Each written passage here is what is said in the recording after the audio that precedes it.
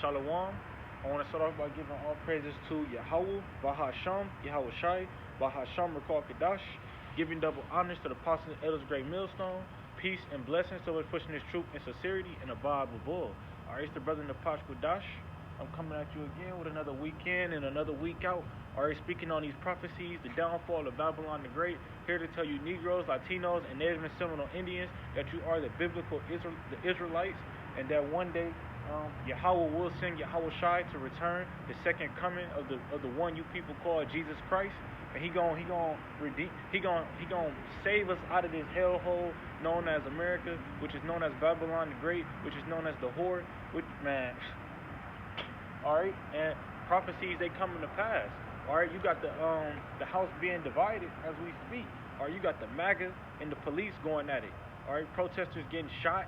Alright, police getting tortured out there. I know you've seen the videos. I've been watching them on Instagram. You can see them on YouTube, RT News, World News. You can see it. It's going down. Why? Because America is just like a pot of water. Alright, first you pour the water in. Alright, it's all calm and still. You turn the water up. You turn the heat up to 400. Guess what? It's gonna start to steam. It's gonna start to sizzle. Then it's gonna bubble. And next thing you know, it's popping all out of the pot. It's burning everybody. Guess what? That's just what America is.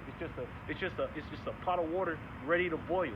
Alright, and the funny part about that is it's gonna burn, not boil, because boils with water. This place is gonna be hit by intercontinental ICBM missiles. Alright. So saith the Lord.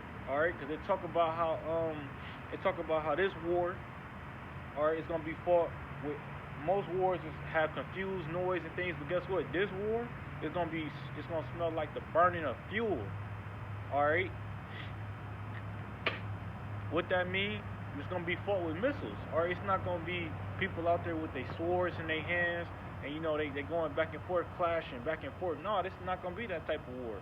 Alright, because the Lord, he blessed Esau with the knowledge. His blessing is the sword. Alright, they didn't advanced it so far from a modern, ancient world sword all the way to a missile now. Because guess what? A sword is just an instrument of death. So Esau's blessing is basically the instrument of death in so many words. But in that time, it was just called a sword because that was what they would use. All right, but they still had cannonballs and no, actually they didn't. That was a little bit later in history. But they still, his blessing is a weapon basically. The sword is a weapon.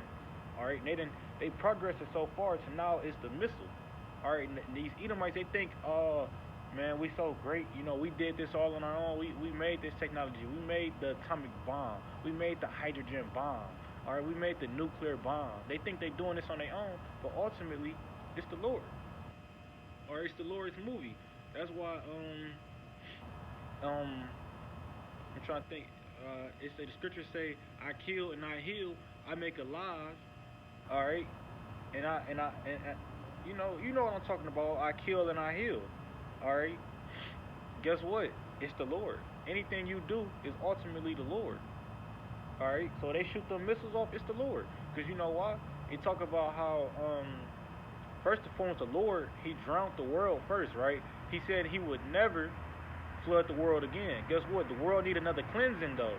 So he promised us he wouldn't flood it again. So guess what? This time it's gonna be cleansed with fire, with heat. Because water and heat are cleansing agents. Alright? So this time, he's going to do it with heat. And it's going to be the last time. Because after this time, us, the Israelites, we're going to rule forever and never, non-stop. Alright? We're going to have our heavenly bodies.